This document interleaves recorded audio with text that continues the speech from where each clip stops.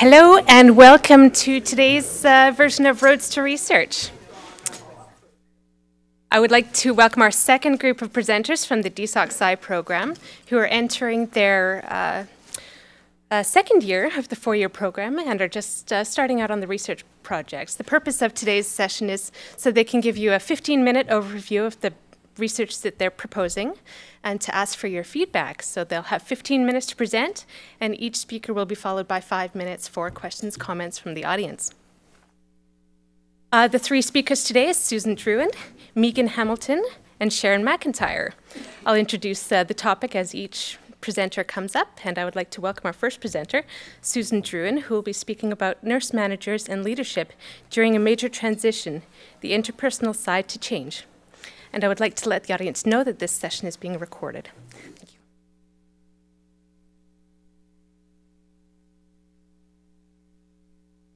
So welcome, everybody. I hope you can hear me. Good volume control? Good.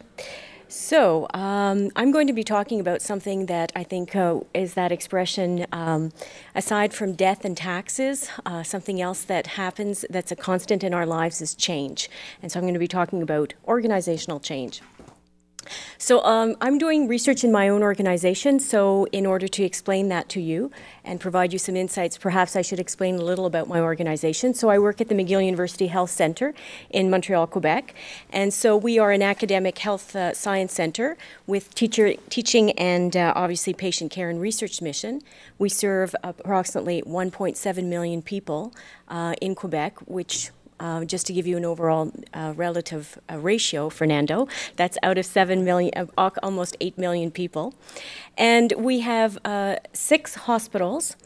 We have a status, although we refer to ourselves as bilingual, we actually, French being the only official language in Quebec, we have a charter to provide patient services in English. But for most people, they understand us as being bilingual institutions. And in the year 2014, we're going to leave behind 4 of our sites and move to a new site, and we're going to remain in the other 2. So that project that's under construction right now is a redevelopment project of about $2.3 billion. In terms of our operational budget, you can see the statistics there. It's about $1 billion, about 15,000 personnel, and we have close to 1,239 acute care beds. We do have some long-care beds, 3 emergency rooms, 2 adult and 1 pediatric, and 1 million ambulatory visits. And our research budget is $100 million. So, like British Columbia, we function at a regional healthcare level, but so the region that we are serving is right here, this little gray box that's embedded between the blue and the green, which is Montreal, which is a densely populated urban area with a population of Anglophones, so English-speaking, Francophones, French-speaking, and Allophones, which is non-English or non-French. And in contrast to that, the other area that we're also responsible for providing services for is this region here. And so essentially what has happened in Quebec is the university teaching hospitals, they took Quebec and they basically divided it in 4 kind of quadrants, but they're not quite quadrants. And this is the area that we are responsible for providing services to aside from the Montreal region. Unlike Montreal, this is a not densely populated region, almost all Francophone, as well as 2 communities, the Cree community and Inuit as well. So who am I, since I'm doing research in my own organization? So I'm an associate director of nursing. I'm responsible for women's health mission. So that's obstetrics, gynecology, gyne-oncology, infertility, and assisted reproductive technology. And my clinical background is in pediatrics. So that was my first exposure to complex adaptive systems, which are families. I recently finished a fellowship from the Canadian Health Services Research Foundation called EXTRA, which stands for Executive Training and Research Application, and the goal of that was essentially to help healthcare professionals use evidence in decision-making.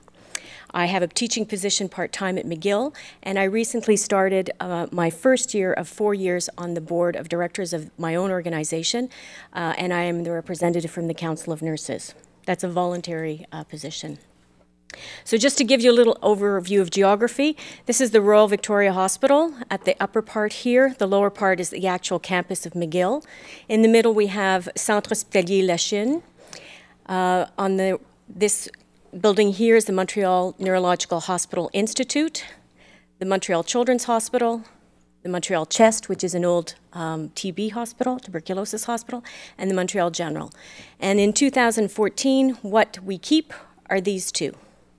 The rest we leave behind. Now you're probably wondering, why are we leaving them behind? Well, because the Royal Victoria is over 100 years old.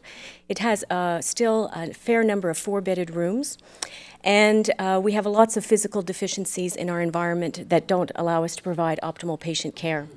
We actually merged together 15 years ago as an organization, but we haven't achieved all of our efficiencies that we could as one single organization because we're spread out geographically on too many sites. And some people say, well, why don't you renovate the existing sites you have? Well, that would be nice, but it's very hard to provide good, safe patient care while you renovate. So this is where we're moving. So this is the downtown core here, so we're just slightly west of the downtown core. This is Mount Royal. I know everybody here thinks that's a bump, but that's our mountain. Okay. And the issues that we're facing is that we unfortunately cannot test all of these new environments that we're going to be asking staff to move to, because our physical environment that we're in now doesn't allow us to do many of the things that we're eventually going to be asking people to accommodate to the staff. Specifically, what I'm referring to is because we are asking staff to go to a single patient room design at the new facility. We'll have a wireless environment, paperless charting, integrated clinical information systems, and a great deal of automation and robotics. So obviously, I think everybody would agree that healthcare staff across Canada are pretty stressed out to begin with, and now we're actually going to ask them to try to provide care in a new facility while adapting to change at the same time. The other issues that we're dealing with is we're going to split teams, we're going to recreate teams, and we also will need to enhance teamwork in this change, because with healthcare becoming more complicated, we have not in healthcare leveraged the optimal teamwork structure. We still function very much sometimes in silos, which is not good for good patient care. And of course, the ministry would like us to also decrease our length of stay for certain types of patient populations. They feel we're not quite efficient enough, so we have some other challenges. So my research question has been evolving, and I'll tell you why, is that when I was doing my fellowship, I looked at an initiative called TCAB, Transforming Care at the Bedside, which is from the Institute for Healthcare Improvement in the United States. And what TCAB is, it's basically a staff empowerment model to help staff deal with change. And what we did was on 5 inpatient units, we helped them look at PDSA, which stands for Plan, Do, Study, Act, which is rapid cycle change approach, which is based on the work of Deming. And for various reasons, we were going to then take that model and apply it to 60 inpatient units. But for funding reasons and other things, aside from the fact that we've kind of found we've plateaued on the outcome of TCAB, it wasn't quite as robust as we thought it would be. That is not where we're going. For myself particularly, I think there was an element of my regional research which was program evaluation. And while I think that's interesting, it's not exactly what I'm passionate about. So what I'm passionate about is relationships and learning. The human side of change, not just the organizational change. And I learned a lot during my fellowship. I was working with nurse managers, and just to define who they are, nurse managers in our system are nurses with either a bachelor's or a master's degree who are responsible for either inpatient or outpatient areas. Obviously, they're responsible for patient care, but they also manage the budgets, the financial budgets for their areas, and they can have staff, up to 100 staff that they're responsible for. And what they identified in the TCAB was that they themselves felt that they lacked leadership competency to manage major change. And they expressed the need for knowledge, particularly during TCAB and also with the upcoming changes that we're planning. So given that I'm going to be doing research in my own organization, I just want to reassure you that I have looked at my personal ontology and epistemology and my positionality. I don't have time to go through this, and I think it's still a working product, but I wanted to reassure you that I have considered those things. So my research question, as it stands, probably about a half an hour ago, it's under evolution. I refer to this as Jell-O because it's constantly moving. So how can nurse managers develop the leadership capacities to lead an interprofessional team through a major transition to a new site that will have updated care practices? And I have a number of sub-questions as well, also somewhat in evolution. My research approach that I'm contemplating is participatory action research with a focus on appreciative inquiry. Why am I choosing that? Because it's a foundation that's based on people and organizations having inherent problem-solving skills, and that things need to be appreciated versus fixed. And that fits very much with the model of nursing in the organization, which is referred to as the McGill model of nursing, which is a strengths-based model. For anybody who's ever looked at nursing models, there's some that are deficit-based, strengths-based, some that are hybrid. But in this model, basically, we believe in the potential of individuals, families, and communities. And the role of the nurse is to work with strengths rather than deficiencies, and the concept of illness and health can coexist at the same time. So I think also what I'm interested in is in the work of appreciative inquiry and participatory action. As a researcher, I would obviously be participating, and so this is my attempt at illustrating the rather iterative component of participatory action with people on several levels over a process of time. And the other conceptual foundation that I want to embed in this is the idea of sustainable change. You have to look at sustainable changes at all levels of the organization. So in this case, it could be at the micro level, the nurse managers, the meso level, the nursing units, the macro level, the organization, the MUHC, or we could even say the larger healthcare community of Quebec or abroad. And so I would need to embed those concepts within my work. So where I'm at now in terms of the approach that I'm considering is that I want to work with the nurse leaders who just went through the TCAB experience, who benefited from some educational training and some leadership capacity building. And from that initial group, work with them in soliciting their experiences, what they felt their leadership capacities that developed, and then bring them together with 15 of the nurse managers who are in the first wave of change. Because this move that we're going to do in 2014, we're not all going to obviously move in the first day. It'll be over a period of years, perhaps. And so my interest is in actually working with the experienced nurses who've gone through some recent change and bringing them together with some of the new nurse managers who are going to experience that. It's a little difficult for me to get into the specifics of what goes on beyond that, because in the participatory action research approach, obviously I have to have their participation to guide this process.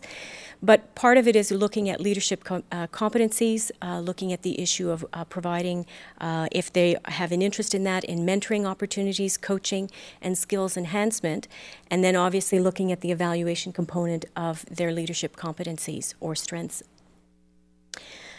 The outcomes is that I hope to reaffirm that we have a learning community within the nursing department, but to strengthen that learning community, and to share the experience within the nursing department with the larger organization. We represent about 3,500 employees, so we're a critical mass. So very often what happens in our group is used to assist in other practices in the organization, and to retain staff and remain an employer of choice. The literature on major organizational change for middle managers shows that you can lose up to 40% of your middle managers when they go through a process like that.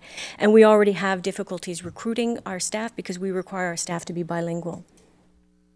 The significance of this is obviously in terms of being able to apply it in the rest of that network I referred to in Quebec, obviously other Canadian health provinces, and to show how organizations can manage massive change, and specifically the role of nursing leadership in such a change. And, if I'm able, to also have some role in influencing educational programs for healthcare professionals, because change is not very often a major component of curriculum. And that's it. Go.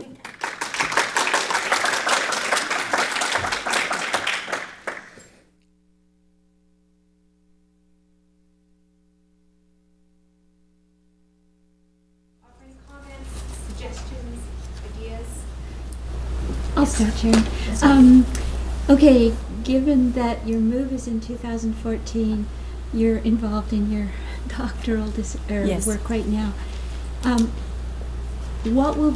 will you keep the connect between the doctoral work you're going to do, which will be coming to a conclusion at the time that you're moving? That's part of the question. The other part of it is, you are a working professional. and I know this applies to everybody, but I just like your thoughts on it. And I know nurses are the most organized people in the world. However, you have a very ambitious research or methodology.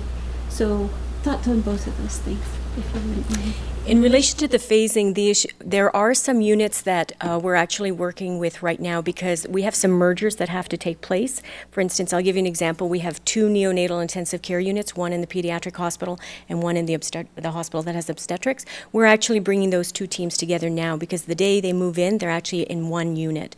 So my plan was, in anticipation, I would obviously be working with some of those managers who are the front lines, who are already experiencing some change. Because you're absolutely right. By the time we move here, I'm hopefully going to be wrapping things up.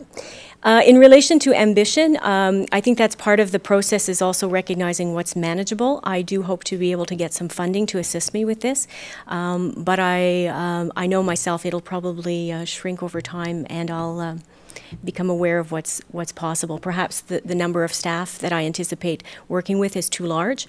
That's something that I'm still exploring in terms of what would be feasible. Yes? It's very interesting. I have a couple of comments and an observation. I had in a much earlier life an opportunity to study the impact of change and leadership, influence of change, mergers of an organization, a public sector organization. So first question becomes, what is the leadership context that you want to identify? What's the basis of your, you said you were going to do a 360 with respect to the nurse managers that are going to go through that process. So it's constructing what is the components that you think would be essential or at least profile for leadership. What are the stages and influences of change? So how does that impact it? And there's a lot of literature on both of those to give you, I guess, a perspective. The value, I think, of what you're trying to do, if you can do a pre-experience, that is, meet with people who will be influenced by the change, and then some sort of post-process, which you will define again, you'll have something quite strong. Most of us don't get a chance to do them. In the anticipation, we look at the aftermath of those changes, and that we can only do inferences for what happened before. So as you think about that, what's the context in terms of leadership framework? What's the context with respect to change? The uniqueness of the healthcare profession, particularly nurses, is another component. What you can do in terms of defining the preliminary part of that and then for the post is quite exciting. Thank you. I think in relation to the leadership competencies, there are existing there are existing grids that look at nursing competencies or nurse manager competencies. I think what I need to understand is from the experience of the group that just went through it, what were the ones that they felt the experience augmented or didn't necessarily address, that they felt that perhaps the TCAB still didn't prepare them adequately for. In relation to my research question, there are a lot of people who want to study the organization. So actually part of the work I did before coming here was doing an inventory of all the other doctoral studies that are underway in relation to this and making sure that I'm not stepping on anybody's toes in this process as well. But nobody's looking at nurse managers nor nurses. And I think part of the issue also with wanting to do the participatory action research component is the issue of, I wouldn't say nurse managers are marginalized, but in a large academic organization, sometimes their voice is not necessarily as strong as it could be. Thank you. Time for one more quick question. Oh, I'm sorry, Mary. It is a good question. I missed the first couple of minutes, so you may have answered this, but later you implied that with a participatory action research method, that you would be engaging participants in shaping the research agenda. I guess the question is two-part: how, and also, have you been doing it already? Because you're right. Yeah. I've been doing it already in the sense of partially from the work that I did with TCAB. I think that I was definitely present in enough interactive activities with them that I began to hear how they would have liked to be engaged in a different way. So I think it's the lessons learned from that that will perhaps guide my the participatory component. And I have because of my responsibilities in the organization, I cover a large geographic area. And so I have individuals that I can go to where there's no conflict of interest, where I could solicit some of what their perceptions would be. Okay.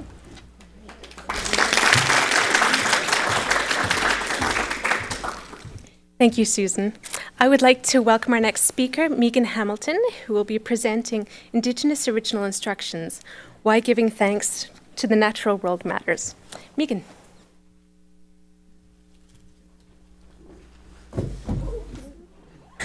Great start, great start. Okay. Oh, does it come up? Oh, okay, great. So, hello everyone. My name is Meagan Gagwarlanta Patricia Hamilton. And before starting my presentation today, I would like to acknowledge and give thanks to the Sinchathan people whose beautiful land we're standing on today. I feel so lucky to have spent the last 3 weeks here during this residency. I'd like to also acknowledge and give thanks to our professors in this residency, Fernando and Robin, and also Bernard, and my amazing supervisor, Marilyn Taylor. Thank you for so much for helping with our learning. I would also like to acknowledge and give thanks to my classmates who supported me so much during this program. I'm lucky enough to be with some of the kindest people in the world to guide me through in my learning and support each other. And without that support, I would not be here today. So I would also like to acknowledge and give thanks to the first year cohort. It's been a pleasure to talk to you during our comings and goings. And thanks for sharing your worries and fears.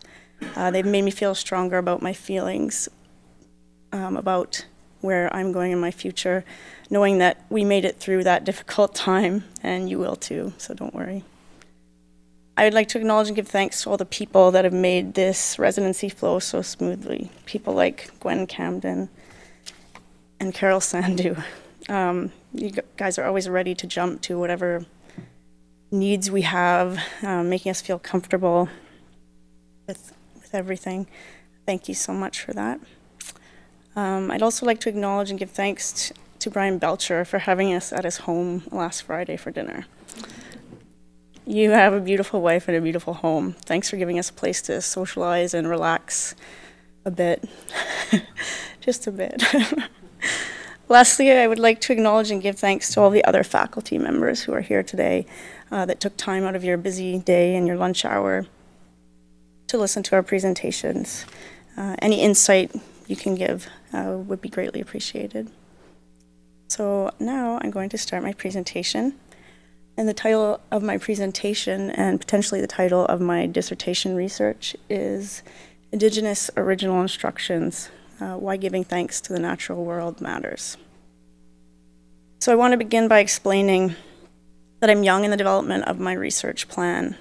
I have a strong desire for what I want to do with my research, but I'm still unclear as to how I'll proceed with that.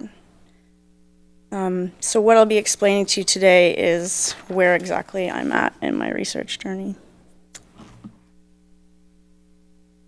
I came upon this research topic after a lot of thinking and changing my topic once already.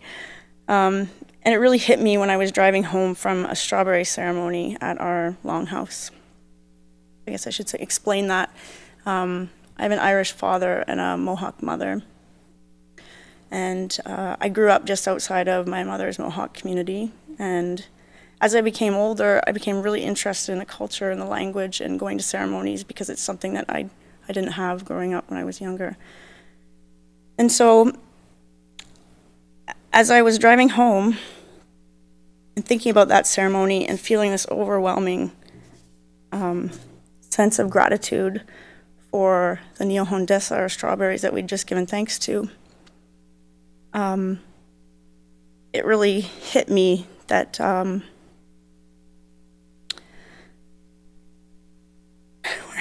where are my thoughts at? I guess it hit me that the beauty of our ceremonies and the things that we do really affect our thinking.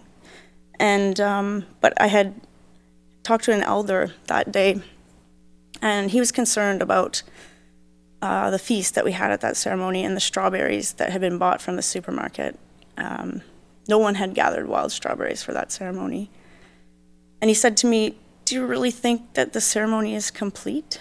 That we didn't have those strawberries?" And I thought about that. And then he proceeded to tell me about this story about our relationship with the strawberries and how they're women's medicine, and how they came to us from Sky Woman, who came, part of our creation story. She came from the sky world and brought them to us as medicine. And that is a place we'll go to when we pass on to the next world. And so we have this really strong sense of our duty to those strawberries. And he ended by explaining that we have to go through all the trouble of collecting those strawberries and giving thanks to them in order to make sure that we appreciate them and that we never forget about them. And that the final consummation of this relationship is when we eat that strawberry. That the destiny of that strawberry is realized upon the act of us eating it. So I began to think hard about what ceremonies do for our thinking and action, and what we are no longer doing. And I began to ask myself the following questions. What would the world look like if we all woke up in the morning and gave thanks to all that sustains us?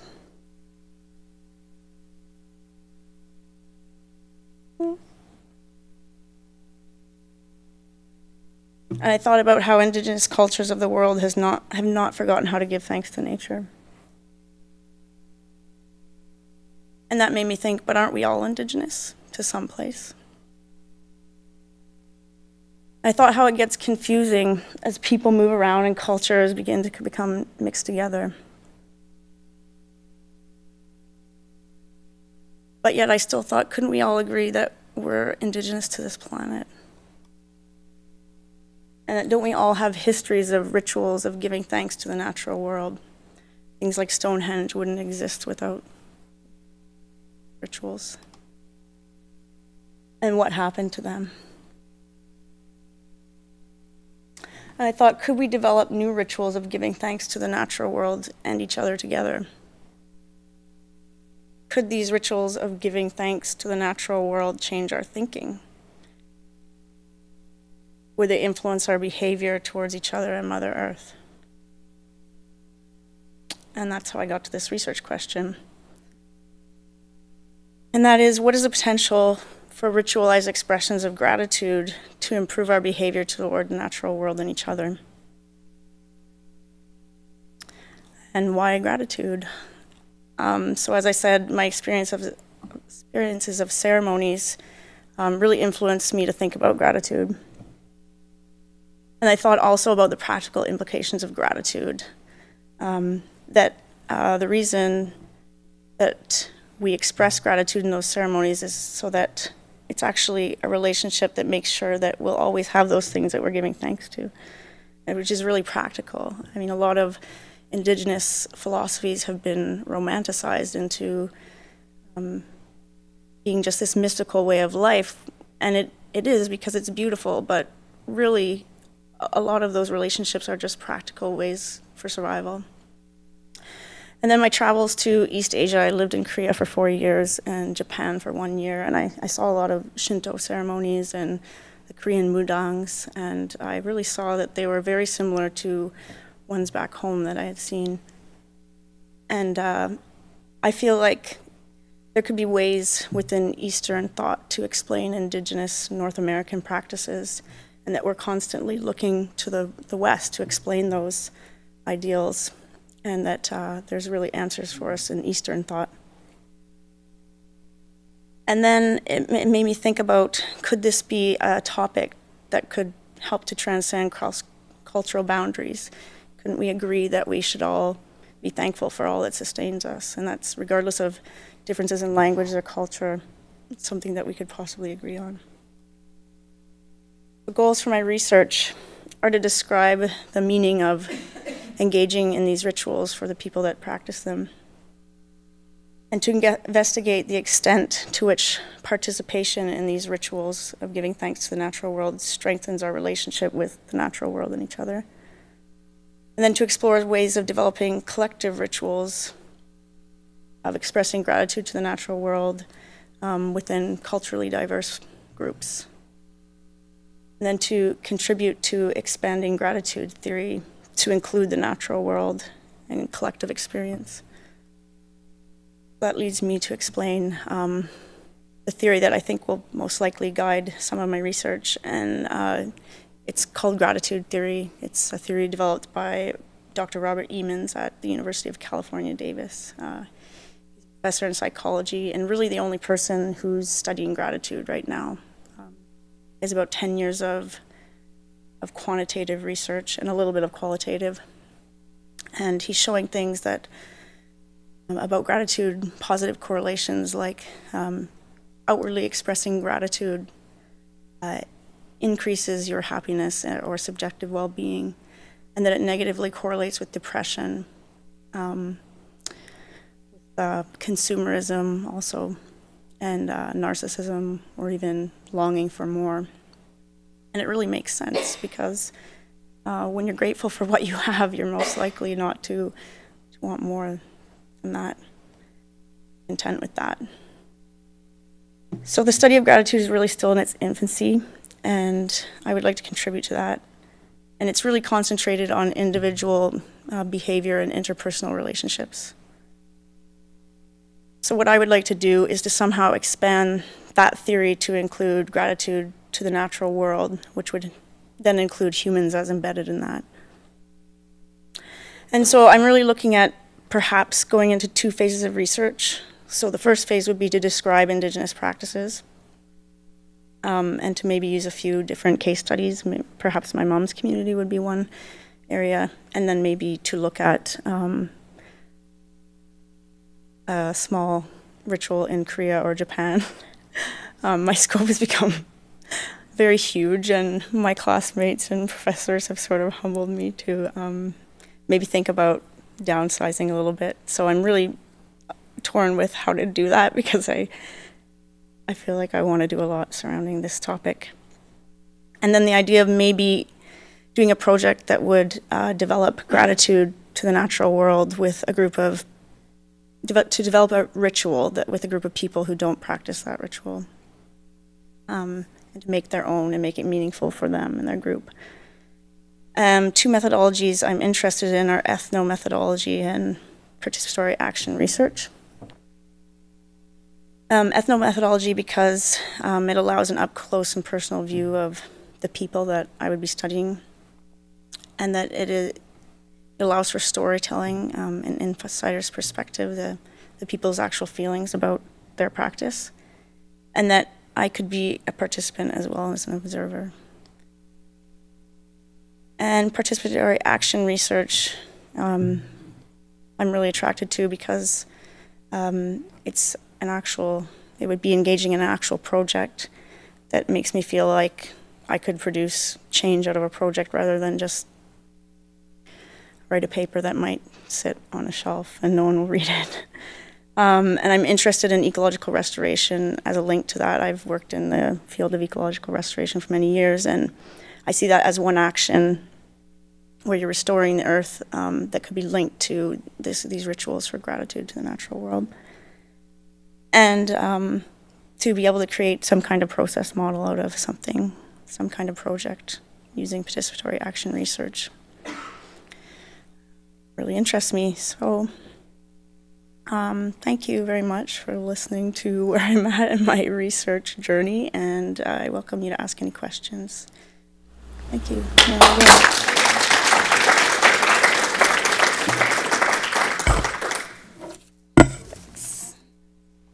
Thank you, Meagan.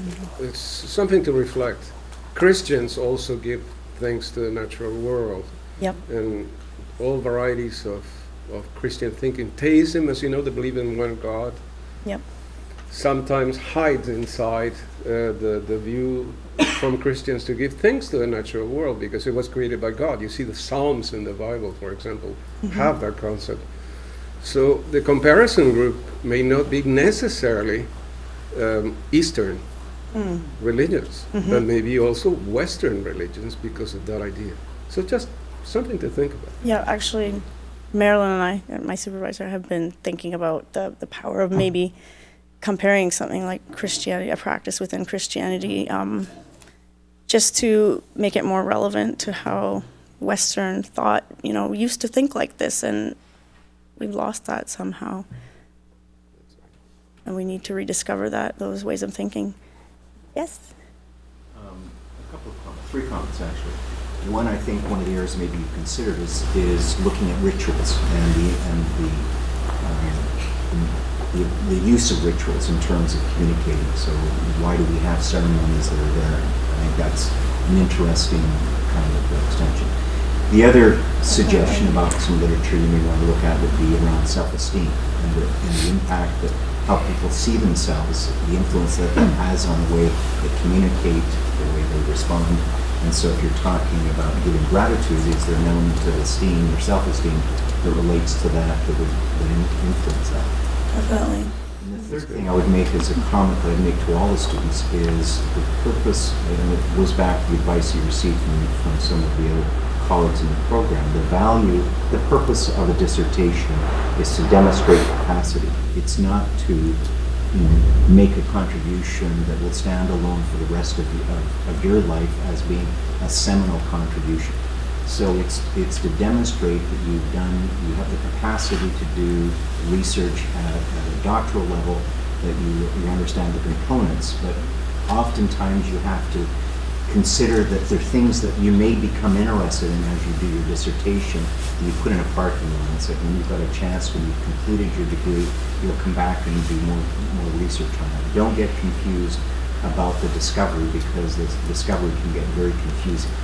Focus, understand what you're going to do, put things on the parking lot as you see them, and have that purpose. I'm going to demonstrate that I can do it in the end, and this is what I do. So it's just general advice. But as a doctoral supervisor, I give great advice. I like to put a whole bunch of things in my parking lot, and they don't. And as a follow-up to that, you've actually described 2 different projects. Which one do you actually lean to? Because I think to do both of them take you down to too big a road. Robin's laughing because I've heard that repeatedly over the past 3 weeks. So. We've decided to turn the doctoral program into a 10 to 20-year doctoral dissertation for most of our students.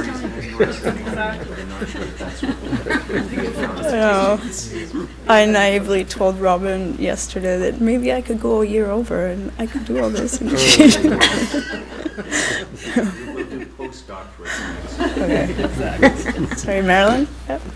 Yeah, I just wanted to say that I think what we're talking about in Robin's thesis, planning, is not deciding now what it's going to be, but a vision of possibility, and that as she moves through, she'll figure out how the pieces that have real meaning to her will configure into the thesis. So it's not a case of like a cookie cutter saying you got X, So the way that we're moving with it is to keep the things on the table that really matter to you, which I know that they do, and that we'll figure out how it's doable and meaningful at the same time. Time for one more quick question. Actually, mine is just related to yours, Marilyn, because it relates to the previous presentation as well as is the participatory action research methods. It doesn't have to be this way. You can call the method something else, but if you really want to do participatory action research, you really want that engagement of the participants early on so that they can help define the issue and the problems. And in doing that, as Marilyn says, it may very well evolve to something a little bit different than what is That said, I think this is a very, very exciting project. I think you're really onto something here. Thank you. Thank you all for your questions and insights.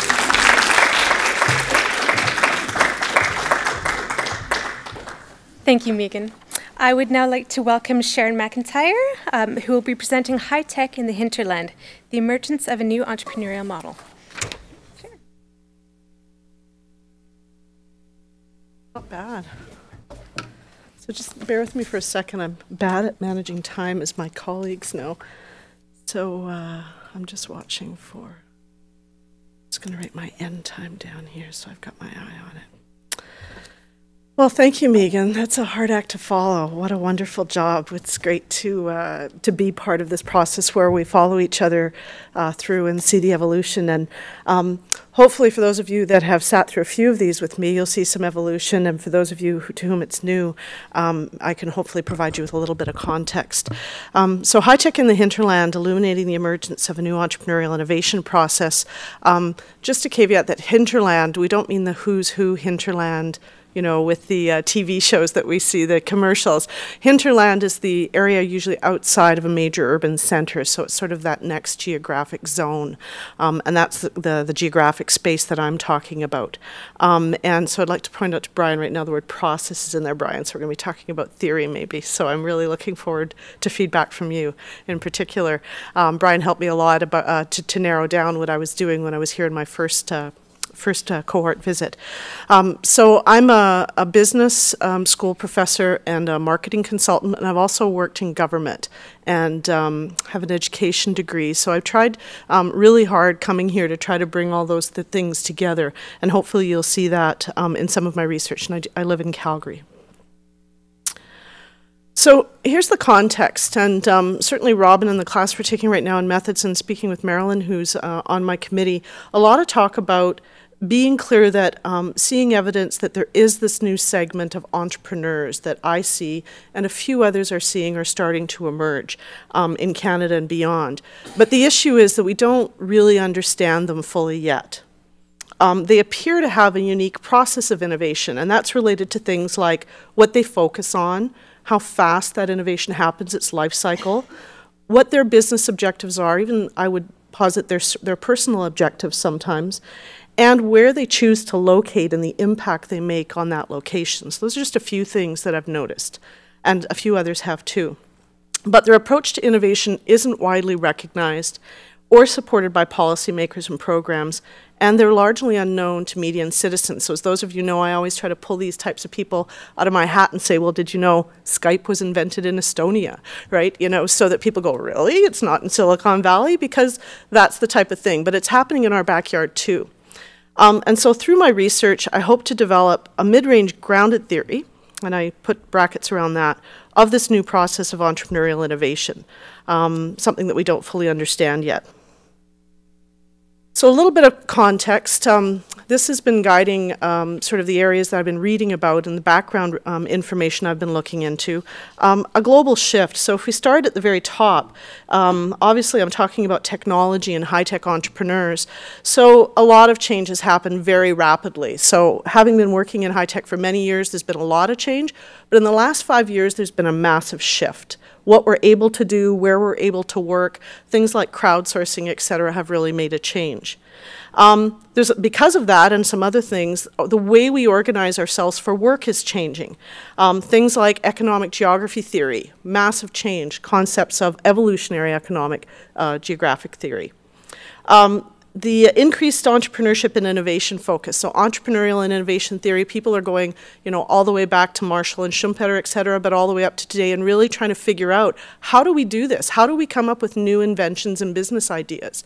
And a lot of, in my world, I see a lot of money being spent in schools and on programs that are ineffective when you look at how they're managed, and this is billions of dollars that are being spent, hundreds of millions in my province alone being spent. And then the last bit, social value system shift. So this is something we talk about all the time here at Rural Roads, and we noticed that, I've mentioned a couple, the creative class, the concept that people are starting to choose where they live and what they do with different parameters.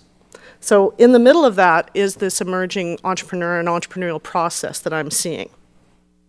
So just a couple of quick indicators. I did a Google Trends search on the trends for Canada, so this is for google.ca, of searches on the words happiness and wealth. So definitely not empirically sound, but perhaps an indicator, right? And if you go between 2004 and 2011, look at how happiness has started to pull away. But if you go down below, this is tracking news references to those two topics. You'll notice that happiness, no one likes to talk about it, right? If it bleeds, it leads. We like to talk about making lots of money, right? Talk about business. And this same trend is true globally, right? So happiness now being in red at the top and in red at the bottom. And I thought I'd throw a funny one. You can do this, by the way, it's just in Google Trends. You'll notice that, yes, we are searching for Adele a lot more than Justin Bieber, and no one's talking about it. So that would be, well, I wouldn't disprove the null hypothesis or whatever. Those aren't correlated, right? So it's fun to do. Look at different terms. So has this happened before, right? Have these types of shifts happened before? And it struck me since I've been here just during this cohort, well, of course it has. And lots of people have researched the emergence of new forms of work processes, and new geographic organizations of those. So whether it's the factory worker, the emergence of that, the death of the family farm, the rise of the call center, or the working poor, or even the telecommuter. And you know, no one really knew that they were there. I was talking to Marilyn the other day until someone pointed it out and said, hey, did you notice this group of people seems to be organizing their work and doing things very differently? So I would posit that there is a group of entrepreneurs, high-tech entrepreneurs, doing that same thing, that are under the radar right now. And the way they work is under the radar.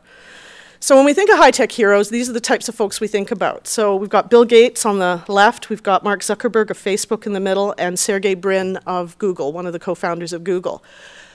But these are the anomalies, these are the outliers. And it's, to me, odd that we set up policy and programs in education to try to grow these. That's like setting up a sports program saying that every person who graduates from my hockey program is going to be Wayne Gretzky. That's an anomaly, it just doesn't happen. So I refer to them as rock stars or supermodels. And you can't base an economy and a policy program and a community on that. And in speaking sometimes with Marilyn about this and with my supervisor, these people probably would have done that anyway. There's not a lot of policies and things that are going to help them. So that's sort of a gambling mentality, and the extreme that I'm seeing, this sort of gambling mentality of trying to grow more of Bill Gates. This gentleman here owns a company called Y Combinator, and what he does is he gets together these groups of geeks, like you see below, gives them a tiny bit of seed money, what they pejoratively call rent and ramen money, and $18,000 max, and see if they can pop out a new idea. And most of the ideas fail. These people leave, and there's nothing that comes out of it. But to me, this is the equivalent of shooting fish in a barrel, and I don't think it's fair. And if anybody uses Dropbox is one of the technologies that came out of this process, so Paul Graham's process. All right, but people are realizing, and there's a lot of research around startups working in a cluster, working in Silicon Valley, you don't get a lot of innovation there. It's counterintuitive. For us, we all work with systems theory and understanding complex systems. You don't get complex systems in concentrated homogeneity. You don't get differentiated innovation.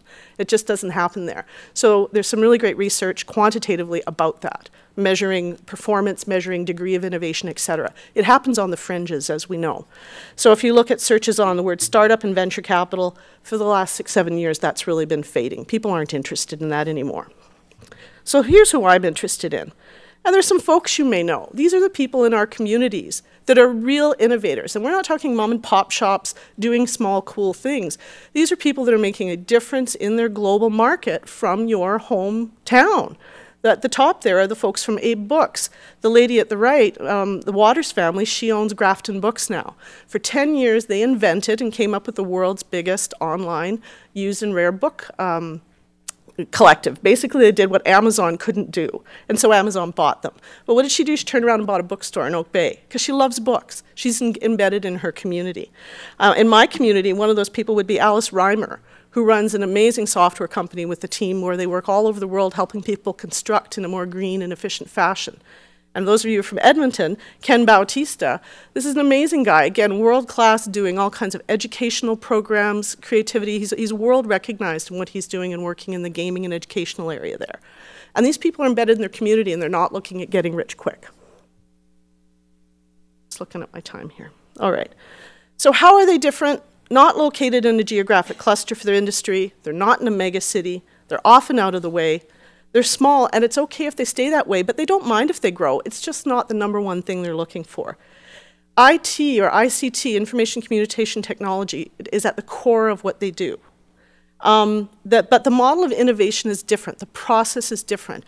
I call it evergreen. That's a term that's used often in business. It gets called alpha in that it never gets to beta. They're always innovating. And they're not all of these things down below. Scientific university, technology transfer, patent farms, etc. Those are what we tend to think of as innovation at a governmental level. And when we measure ourselves in Canada and say, are we innovative? We measure for that and we're like, we suck. We get a D. For the last 20 years, we've given ourselves a D on innovation because we're measuring patents. We're measuring all these things that are fine, but they're just not these people. This isn't what they do. But they're very disruptive. It's truly radical. And they do have a community legacy model, I believe. So my research questions. As of 12 o'clock last night, what is this emerging process of entrepreneurial innovation? It was really complex. Robin's helping me make it simple, and so are some other folks. What are their goals, values, and needs of these entrepreneurs who are involved in this process, and how might what we've learned impact related entrepreneurial and innovation policy, right? Intended research outcomes, hopefully, contributing to theory, contributing to a typology or a mid-range theory about how do they do this differently? What's their process? Clear descriptions of their goals, values, and needs, criteria to measure their impact, right? Because if they exist, yeah, so what? But are they making a difference, and a positive difference, in our economy and in our communities? And recognitions and support in Canadian policy. And I've got some long-term goals there around, as you can imagine, if everybody doesn't have to work in a big city, and if you can keep smaller scale businesses that run for a long time, there can be some really positive impacts there. So rather than walk you through this, grounded theory using exemplar cases, hopefully Delphi method, and policymaker engagement, I'll just walk you through a quick model. So grounded theory, this was the way I tried last night to try to understand sort of the steps in the process here. So I certainly welcome your feedback. So grounded theory, you have an early construct, and as you can see, that's forming. It's not formed for me, but an early construct from that prior literature and texts, right? Because there would be information in popular press, et cetera, also. And from that, I'm getting emerging data and an emerging theory.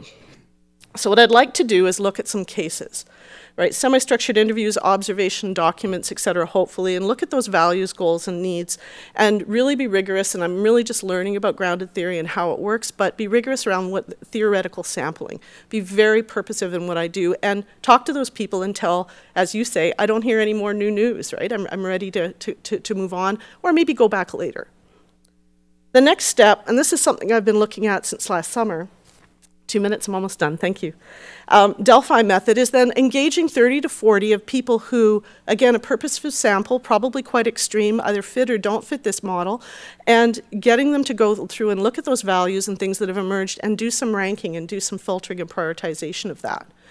And when I come out with that, then looking at, okay, well, here's that mid-range theory, let's look at policy. How does this compare? What are their needs, and are they being served today? And certainly, finding a way to then engage with policymakers. So as a couple of us have talked about today, I'd like the way I engage with policymakers, and I don't know how that will be yet, to also be educative, both for me and for them, with the results. And I don't know who I'll choose because I don't know what the results are going to be yet. But it would be that. And then output and outcomes. So blogging, lots of visuals. If I have to engage both left-brain policy people and right-brain creative entrepreneurs, I've got to be a little bit broad. But I've got a few ideas, and certainly visuals will be a really strong part of that. So to sum up, the folks at the top, that single geek dropout who does it big and makes a millionaire at 25, that's not these people. And by the way, that person doesn't really exist. They're the people that you hear about in media. The average entrepreneur in this space, again, some good research on it, is over 40, for women 41, for men 40. They have a family, they have a college degree, and they have prior experience, and they're embedded in their communities. And what I'd like to do is these poor policy people out here who don't know about them yet, and our citizens, help bring that to light and explain that process and see how we can make that, how we can support that. And I'll just end with a quote, Steve Jobs. I hate it when people call themselves entrepreneurs, when they're really trying to do is start launch a startup and then sell or go public so they can cash in and move on. They're unwilling to do the work it takes to build a real company, which is the hardest work in business. That's how you really make a contribution and add to the legacy of those who went before. You build a company that will still stand for a generation or two from now. And that's what I think these people are trying to do. Thank you.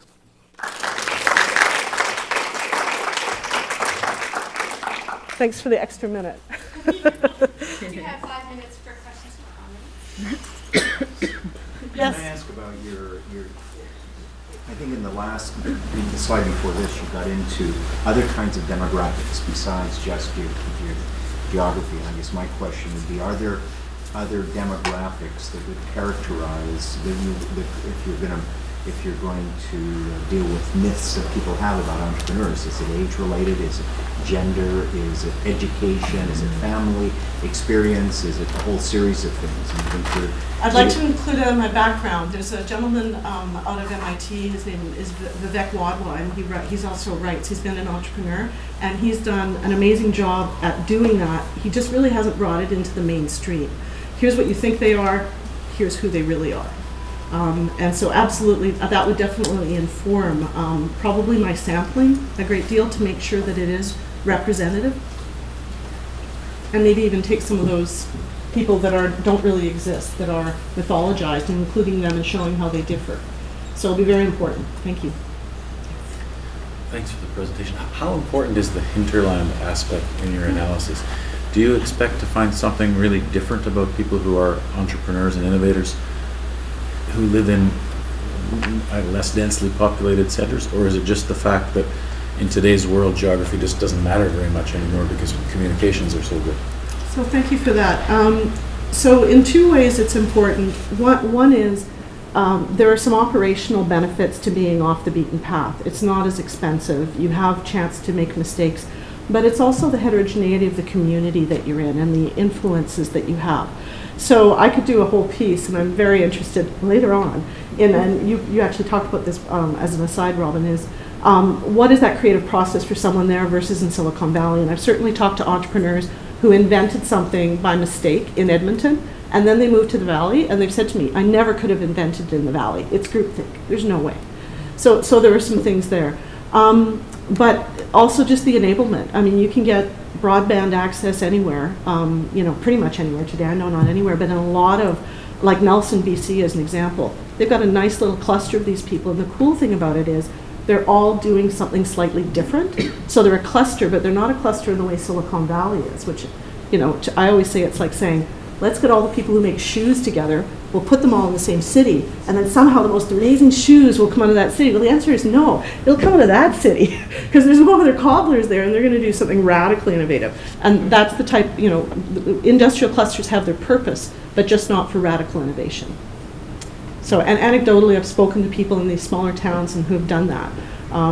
I've worked in the energy industry, software industry. I can tell you the company I worked for 10 years, every company we bought came from places like a small town in Norway, a small town in Scotland, or, Cochrane, Alberta.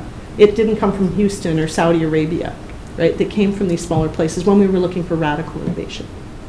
So I don't know the answer to that, but I'd be fascinated to actually find out one day, I don't think in this dissertation, what is their actual creation process and how is that different? We just read in our class the 73 paper by Mark Granovetter, The Strength of Weak Ties, which looks at, one of the elements he looks at is innovation, and the fact that people who are willing to adopt risky innovations tend to be more on the margins within network structure. Absolutely. And what our government tries to do is put them through 16 weeks, show up every morning, sit down and learn how to do marketing programs, and they run for the hills. They don't want to do it because that's exactly right. Some folks at Cambridge have really looked at that. They studied a whole bunch of entrepreneurs that were near Cambridge, and there's this myth that there's this knowledge spillover if you live in a center, and they found out it was only like 12% of the people who worked in the cluster used any information from the university next door to it.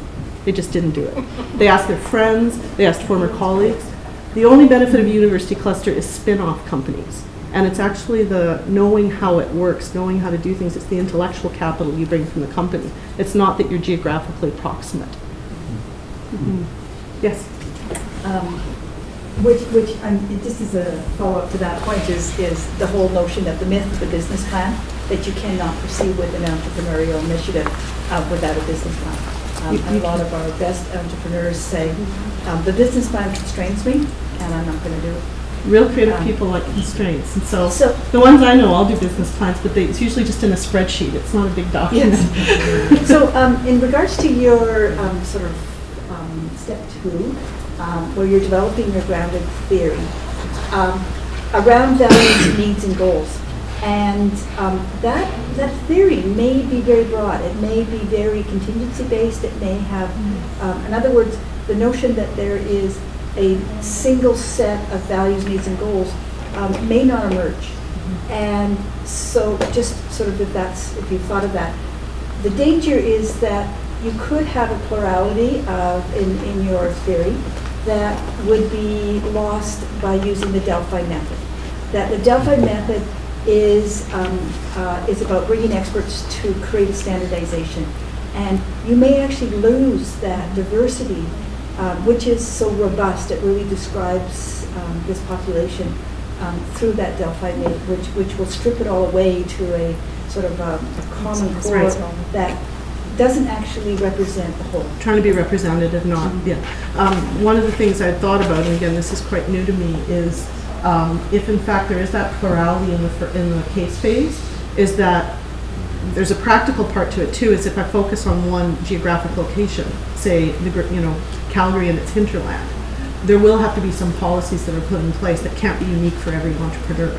So I may actually, by limiting it and not, looking at other people in different geography, we're trying to make, someone in Nelson have the same values and goals as someone in Calgary. That might be a way that I can adapt to doing that. But your point is very well taken. I don't want to come up with the one set of policies that you need for all entrepreneurs in Canada who fit this space. And my gut tells me that it's going to be some very different impacts on policy. It's not stuff like giving venture capitalists more money so they can shoot more fish in barrels. In Alberta, every year we give venture capitalists $100 million to invest in these types of things. We give it away. And the outcome is not good. So my sense is that it's something very different, and I don't know what the answer is to that yet. But it's not typical policy that we've done. Because I think the types of people that do this just don't fit in a simple box. So we're 2 minutes over. Thank you very much.